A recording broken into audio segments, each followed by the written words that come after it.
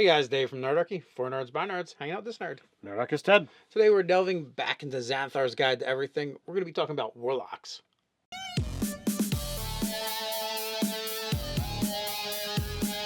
Jump down the description below where you can sign up for Nerdarchy the newsletter, get weekly gaming tips, as well as learn how to game with us.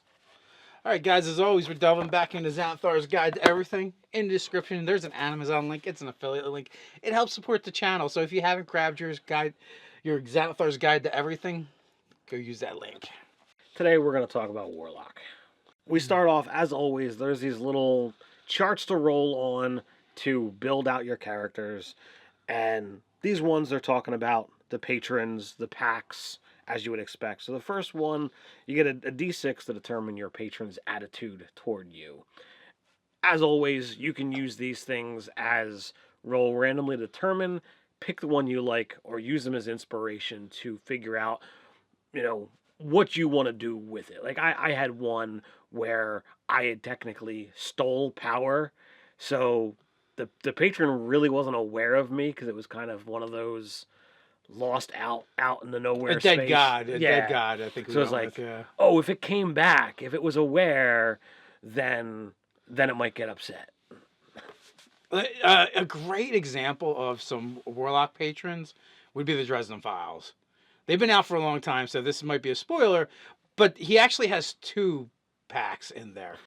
The first one is like he's packed twice over. Right. Like literally, because his mother, so that bound him to the Fae. And then another time he actually needs help, and in desperation he calls out and he receives it. Well, so he gets a fairy godmother, which essentially is a Fae pack warlock. And the way it works for him, like she's like very loving and caring of him, but she doesn't show it. She's very stern and she's very harsh. She sees herself as tempering him. And it's not until much later in the series that you realize she's been protecting him all along. Literally, she's filled a graveyard with his enemies that he never even knew about. It's spoilers, but absolutely, it's something that's so cool, and it is absolutely layered with that. And then much later in the book, in the series, book 15, he triples up and goes whole hog to become the Winter Knight. Yeah, and it becomes a servant of Mab, essentially, which completely changes. Like, it's almost like his pack boon is being rewritten at that point, and he's kind of like close to a Hex Blade, in my opinion. So it's one of those things, like you can't correlate everything that happens in a novel into D&D.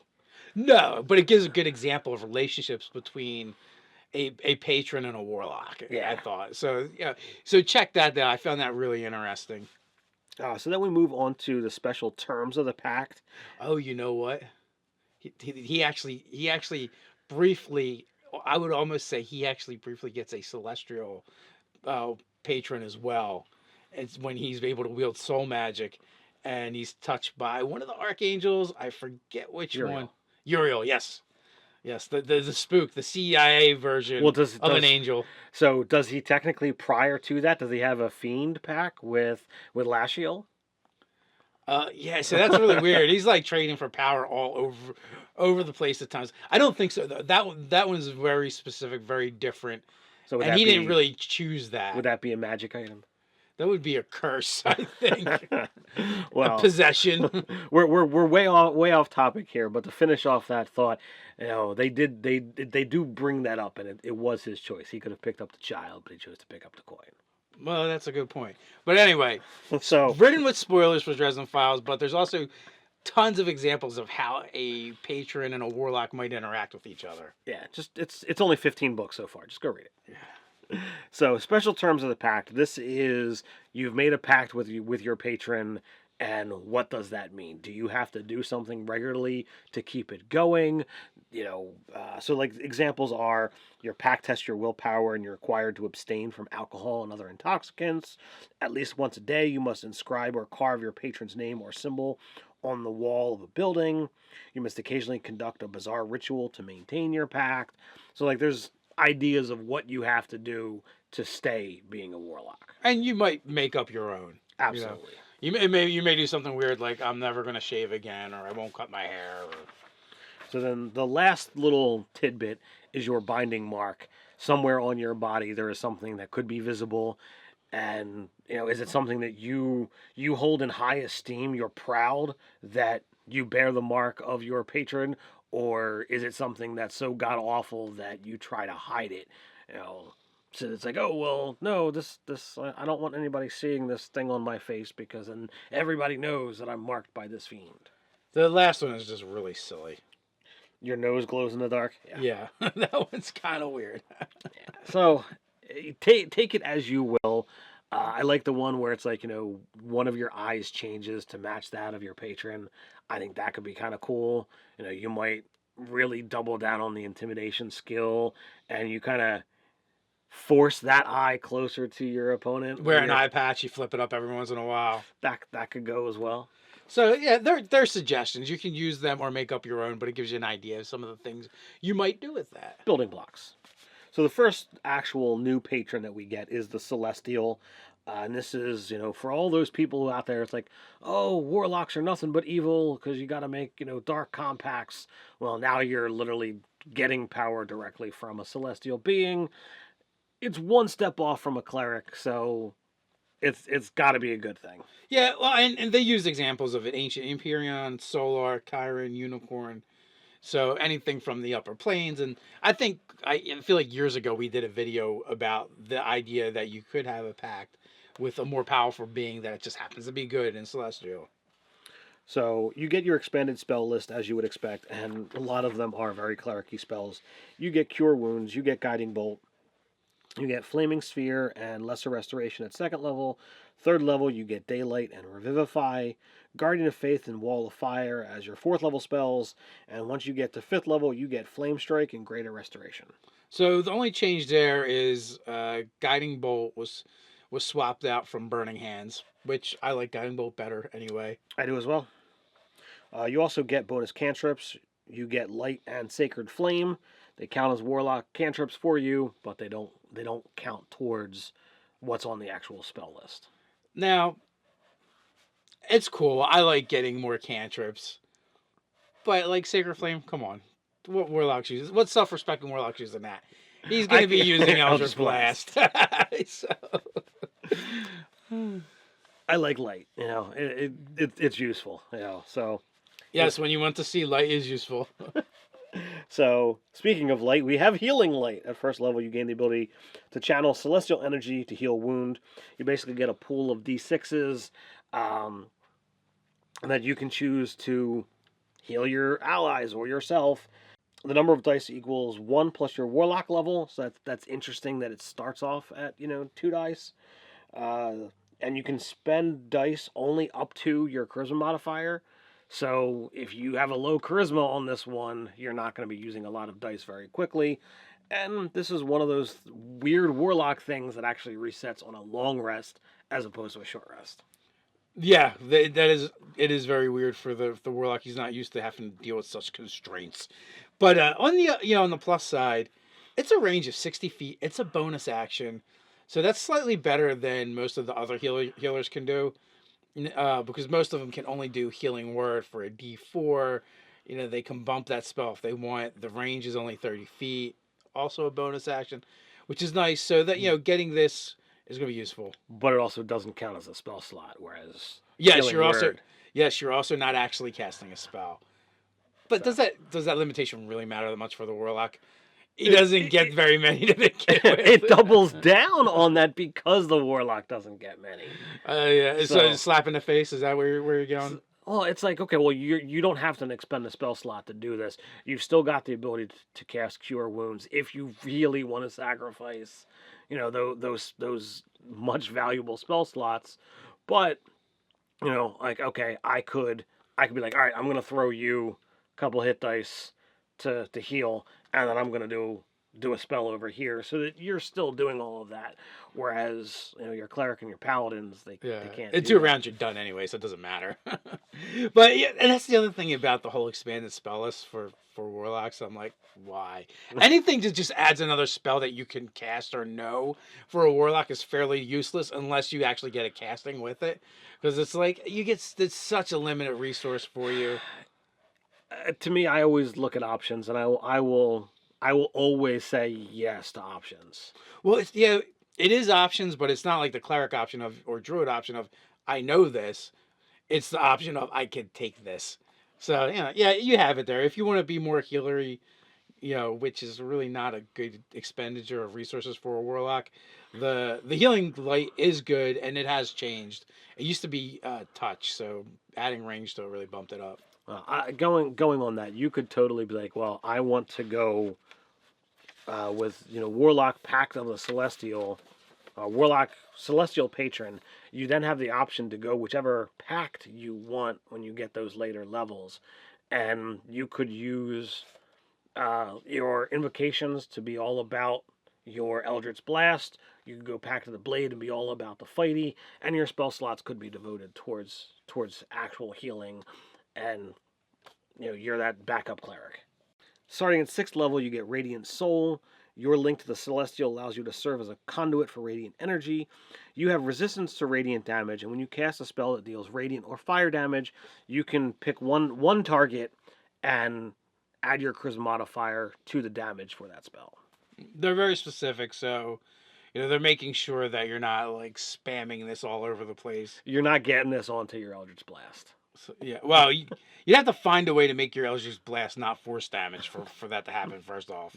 If you change it to somehow radiant or fire. But, hey, it makes that Sacred Flame you got better. I'm sorry, I don't have respect for Sacred Flame.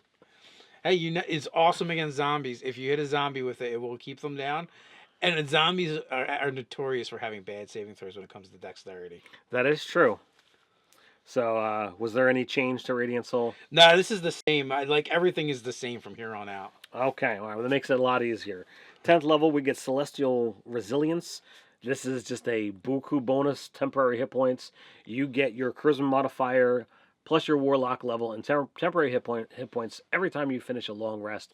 And up to 5 creatures of your choice that finish that long rest with you get your Charisma modifier plus half your level and temporary hit points.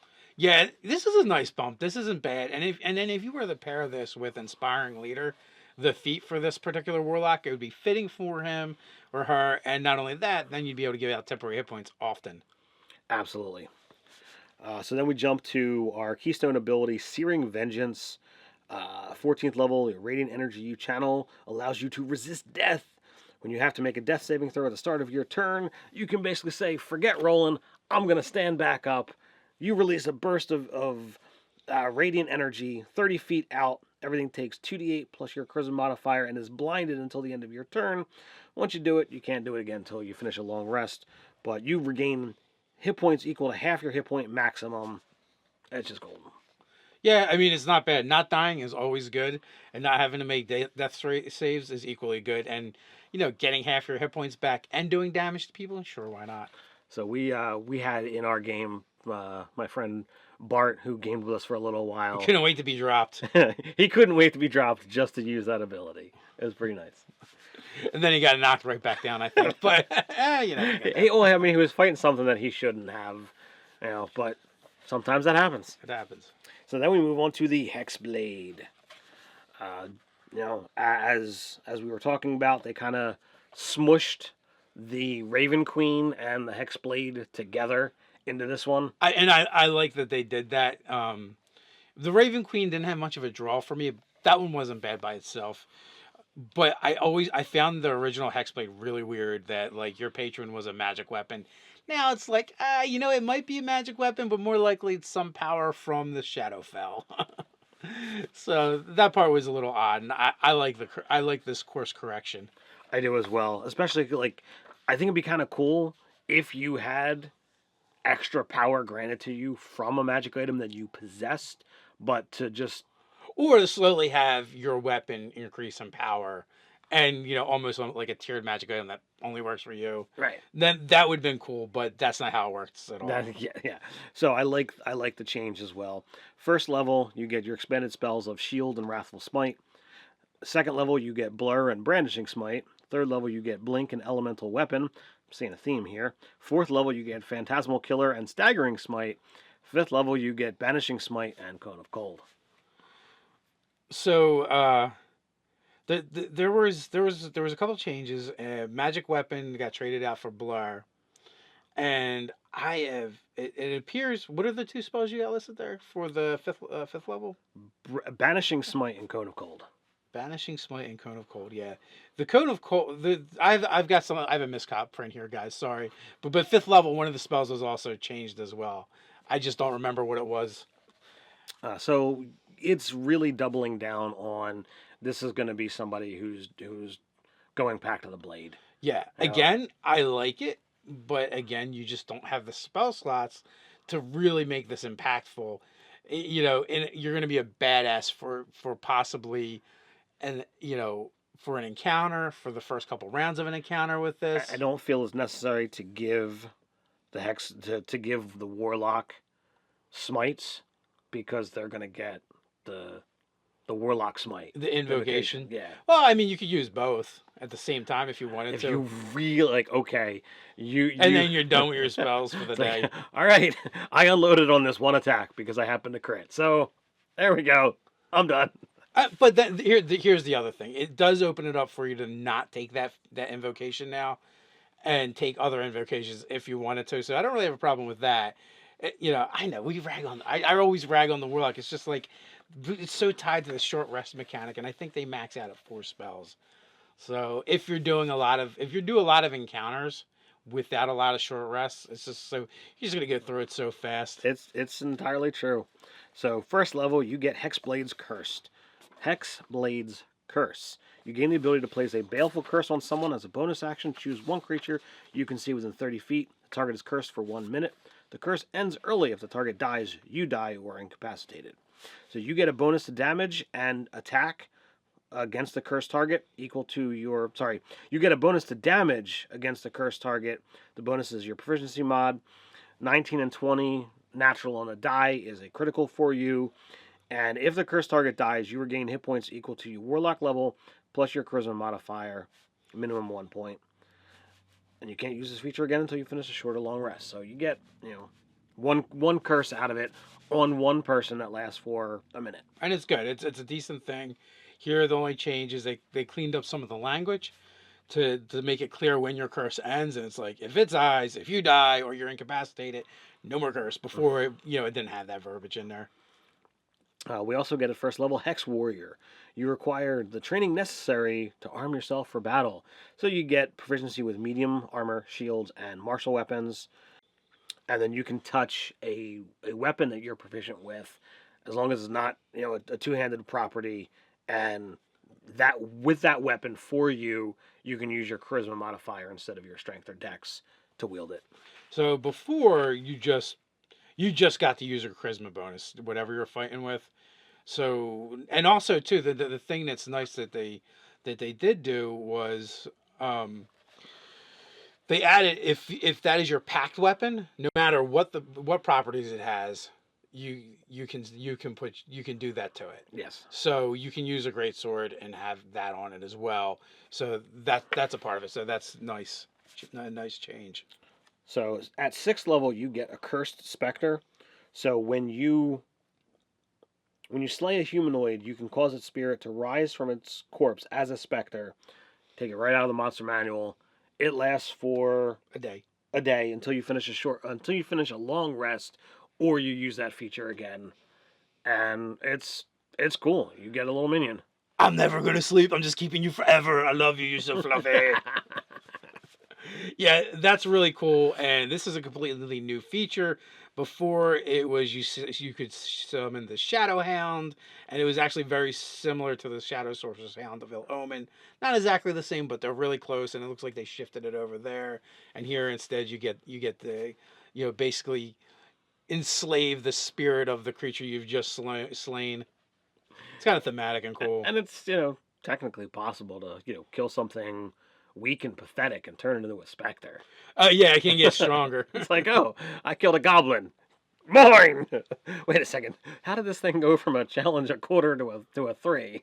But you have to curse it, right? Is that the deal, or is it anything? This does not require you to use your Hexblade's curse. Oh, cool. You curse the soul as you kill it. Nice. It's like, you are mine.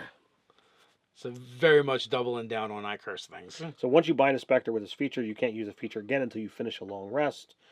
Um, so it resets when the thing goes away naturally. 10th level Armor of Hexxus. Your Hex grows more powerful. If the target cursed by your Hex Blade hits you with an attack, you can use your reaction roll to roll a d6 on a 4 or higher, regardless of what was on that d20. It misses. Yeah, that's pretty nice. Half the time you can make them miss, and especially it's nice if they happen to crit on you. Yes, the fact that it can cause a crit to miss, that's pretty potent. Very little allows that to happen. So now at 10th level, that curse you get to use once per short rest is really good. 14th level Master of Hexes. So this one allows you to, in lieu of gaining the hit points from the thing you killed that you hexed, that you used your Hexblade's curse on, you can opt to move it to another target. One of the changes is there's no more bonus HP for killing the first cursed creature. Before you still got that. Before you could just move the curse. Now it's very specific. You're moving it from the corpse. That's it. Before you could just move it and it just stopped working on what was on previously. So it's nice if you want to keep that going. Well, it's supremely useful. If you're in a combat with a lot of creatures, you just keep moving it from creature to creature. So I think it's a great improvement for that ability. So now we move on to invocations, and we get a bunch of them. But we in the Unearthed Arcanas we actually got a bunch more, and this is actually the third pass on them. I don't know that we're gonna go over them all, but we can say what they are and pick out maybe a couple we really like. So you got Aspect of the Moon, which you need the Pact of the Tome feature. This allows you to go without sleep. The Cloak of Flies, Eldritch Smite, which we've been talking about throughout. Ghostly Gaze. You got the Shroud of Shadow, which you can cast invisibility at will. Yeah, which is really strong. I mean, you don't get that until later levels. So you get, all in all, you get 15 of them. 14 of them. Used to be 25 before the restrictions were based on your patron. Fae, Fiendish, Celestial, whatever. Now they got rid of that, and that was one of our biggest complaints when the Earth Arcana was out. And they're more announced like either the level or the boon, which makes sense. And some of them, like the Cloak of Flies, I would love to play maybe a Fae character, and you could repurpose that one. Instead of being flies, it could be like carnivorous moths or butterflies, or maybe even little tiny pixies. So you could do some some fun things like that. Yeah, when you've got the ability to twist things around, not mechanically, just visually, it adds for a lot more fun.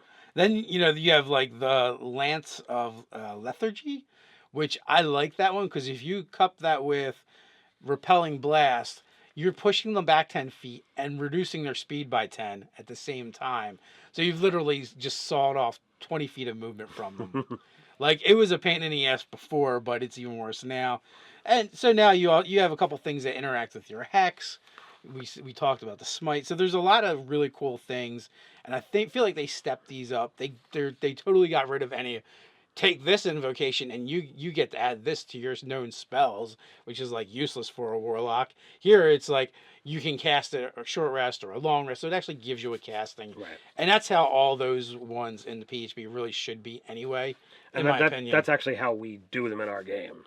Yeah, so yeah, instead of it being you get one casting a day, which is way more beneficial. So I like Tome of Levestus. You basically lock yourself in a Tome of Ice for a round, and you gain hit points, or you gain temporary hit points, you gain resistances, you gain vulnerability to fire, but it's nice. What are you going to do? Sometimes you just need to be in a block of ice. All right, so now we get to this nice little happy part where we get to take these guys and say, how do we villainize them? Well, again, generally warlocks already feel like villains anyway. I mean, they're darker heroes to begin with. That being said, we did get kind of a good one. We got the Celestial. So how do you turn the Celestial into a good guy? Sorry. How do you turn the Celestial into a bad guy? Well, one, if you have an evil party, he makes a great adversary for them. Two, if you're, the idea of like the Magneto villain, that the righteous villain who is doing all the wrong things for the right reasons. He's got the cause. Yes. That's going to be your real key. This guy is so locked in on something, and you could just be that slightly left or slightly right of center, and you're off his track, which means you are now on his radar. Yeah, or even like I was actually listening to a short story about these they're like these fae hunters, and one of them went rogue because they're only supposed to hunt down bad fae and punish them for things they've done. Well, this one would compel and get people to do the dark desires in their hearts, and then he would smite them and punish them for that. Because he's like, well, you were thinking about it. It's like Minority Report, the movie. It's like, well, you were thinking about doing the crime, so he's as if you actually did it, and he would punish them for that. So you could go down that kind of route as well, where someone is like, oh no, you haven't followed every tenet of whatever, so you must be smited. Yeah, that's it's an easy one to kind of twist, just away from that goodly cause, or however you want to look at it. So now let's look at Hex Blade, the twisting of Hex Blade and Raven Queen together. Would you want to actually put in a nod to the original design and have someone that's a slave to a sentient weapon?